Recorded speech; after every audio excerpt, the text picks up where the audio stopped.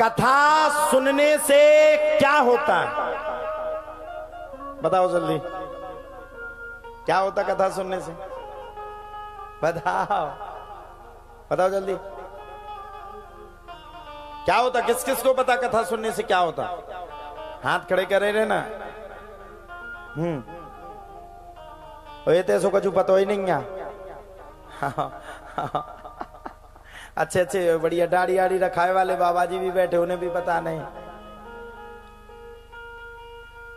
ये हमें पता होना चाहिए भागवत सुनने से क्या होता है। ये हमारा पहला सब्जेक्ट है। अरे कोरोना के समय में वैक्सीन आई थी तो हमें ये पता था कि वैक्सीन लगवाने से क्या होता है। कई लोगों ने अफवाह मचा दी थी, महाराज जी जो वैक्सीन लगवाएगा वो मर जाएगा, तो कई लोग वो लगवाते नहीं थे। अब सब्जेक्ट ये है भागवत सुनने से क्या होता है। भागवतम श्रीमद्भागवतम शास्त्रम कलौ कीरेण भासितम। मैं आपको बताऊं, भागवत सुनने से जो हमारे हृदय कपट की छत्र छाया भगवान से मिट गई, जो हमारा आध्यात्म हमसे दूर हो गया, जो हमारे बच्चे हमारे सामने ही बर्बाद हो गए, ये भागवत ना सुनने से हमारे घर में हुआ।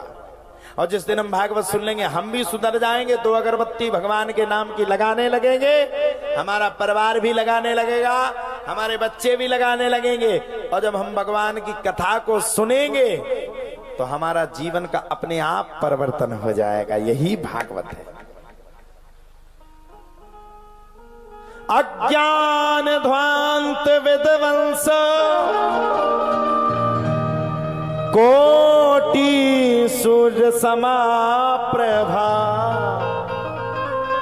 श्रुत ख्याही कथा सारम मम कर्ण रसायनम। अज्ञान ध्वांत विध्वंस कोटि सूर्य समप्रभा, सूत खाई कथा सारम। ये भागवत क्या है? सभी संसार के जितने सार पवित्र होते हैं वो भागवत में। सब लोग सुन लेते, ध्रुव जी की कथा, प्रहलाद जी की कथा, हिरण्यकश्यपु की कथा, नरसिंह की कथा, माता भी गाती। ध्रुव जी की बन गई, प्रहलाद जी की बन गई, और फिर क्या गाती? तेरी बन जाएगी राम गुण गाए से। कौन कौन गाती है इस गीत को? सभी गाती है। लेकिन आपने कभी विचार किया इस गीत को गाने के बाद क्या इस गीत पे चलना चाहिए कि नहीं चलना चाहिए?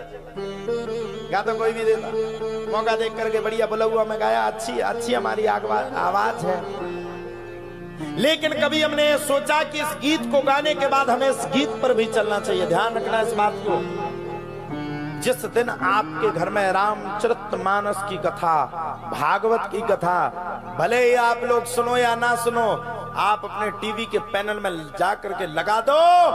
जिस दिन आपके घर में 1 घंटा भागवत लगना शुरू हो गए, हाँ, पहले दिन कोई नहीं सुनेगा, दूसरे दिन कोई नहीं सुनेगा, तीसरे दिन कोई नहीं सुनेगा, चौथे दिन नहीं सुनेगा, हम कह रहे 30 दिन कोई नहीं सुनेगा। लेकिन कबहू तो दीन दयाल की झलक पड़ेगी कान। 30 दिन ना सुनने के बाद भी एक दिन आपके घर वालों का जरूर मन होगा, यार रोज भागवत लगी रहती है। बीती दिन थोड़ा थोड़ा इंटरेस्ट अगर बढ़ गया तो 30 दिन में, अगर एक दिन में हमने एक बात पर मनन करना शुरू कर दिया तो 30 दिन में 30 बातें हम समझ जाएंगे। और जिस दिन 30 दिन में 30 बातें समझ जाएंगे उस दिन हमारा घर नहीं होगा, हमारा घर स्वर्ग से बड़ा हो जाएगा। यही भागवत। श्रीमद् भागवतम शास्त्रम। भागवत के आगे कौन सा शब्द आया? श्री। श्री मतलब राधा, श्री मतलब ऐश्वर्य, और श्री मतलब लक्ष्मी। आप लोग लिखते ना अपने दरवाजे में, श्री लक्ष्मी देवी नमः। सब माताएं लिखती दीपावली के दिन, और देख लेती पड़ोसन का तो नहीं लिख गया, उससे पहले हम लिख ले, इसके घर में नाम है लक्ष्मी, हमारे घर में घुस जाए, इसके घर में तो कुलक्ष्मी चली जाए। हाँ? अच्छा, एक आरती बहुत अच्छी गाती माता है। तेरा तुझको अर्पण क्या लागे मेरा, तेरा तुझको अर्पण। प्रभु जी का प्रभु को समर्पण क्या लागे मेरा। और नीचे रखी मिश्री और ऊपर लगी तेरा तुझे को अर्पण। अलमारी में रखे पैसन की गड्डी, भगवान को खिलानी मिश्री और भगवान से कह रहे क्या लागे मेरा। भगवान कह रहे बारे शेर, 2 रुपया की अगरबत्ती में ठग लिया, गिट्टी रखे अलमारी में अलगी ओम जय जगदीश हरे। वैसे आप लोगों को ये आरती गाना चाहिए, मेरा मुझे को अर्पण। और भगवान से कहना चाहिए क्या लागे तेरा। जे ठीक है आप लोग।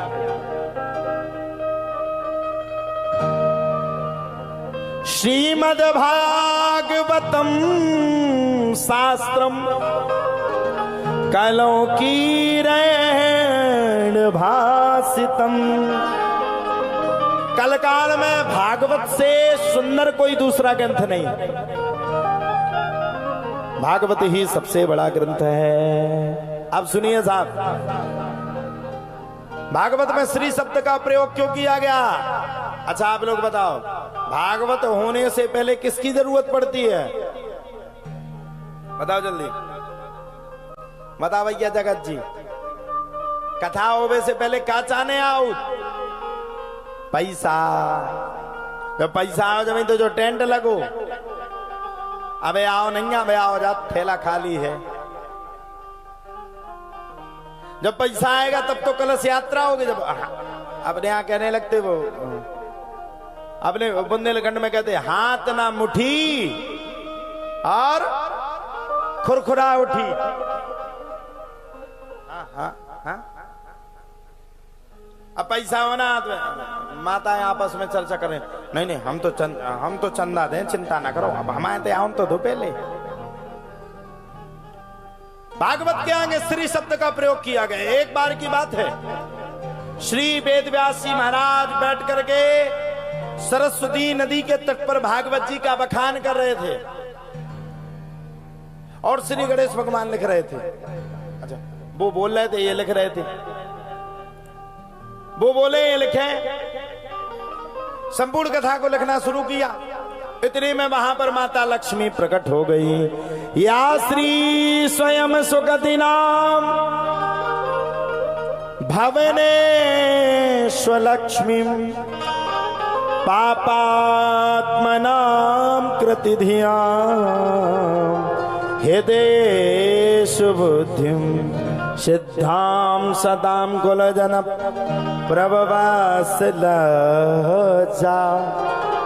ताम त्वाम नतास्म परिपालय देवी विश्वम। माता लक्ष्मी को देख करके तुरंत वेदव्यास भगवान खड़े हो गए। मैया मेरे नगर में आपका आगमन हुआ, मैं अपने आप को बड़ा भाग्यशाली मानता हूं। अब बताओ मैया किस प्रयोजन से आपका यहां आगमन हुआ? माता लक्ष्मी ने कहा, अरे सुनो भैया, मेरे पति की तुम कथा लिख रहे हो और मैं ना आऊं तो भला कौन आएगा? वेदव्यासी महाराज ने मुस्कुरा करके कहा, अच्छा किया भैया। भागवत के आगे पहले श्री शब्द नहीं था, ये मैं व्याख्या बता रहा हूं, ध्यान से सुनना। माता लक्ष्मी ने कहा, वेदव्यास तुमने सबकी कथा को लिख दिया,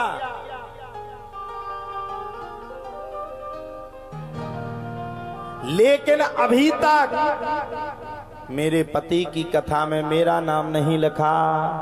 वेदव्यासी महाराज कह रहे, क्या कहती हो मैया?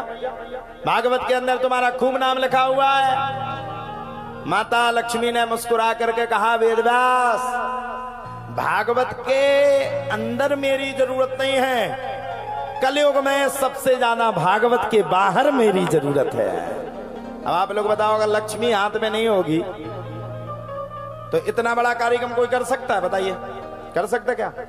अच्छा हाथ में कुछ हो ही ना तो कहां से हो जाएगा? वेदव्यास जी ने मना कर दिया। और जब श्री वेदव्यास जी महाराज से माता लक्ष्मी ने कहा, बोले कुछ समय के बाद कलयुग आने वाला है और कलयुग में बिना लक्ष्मी के कुछ नहीं होगा।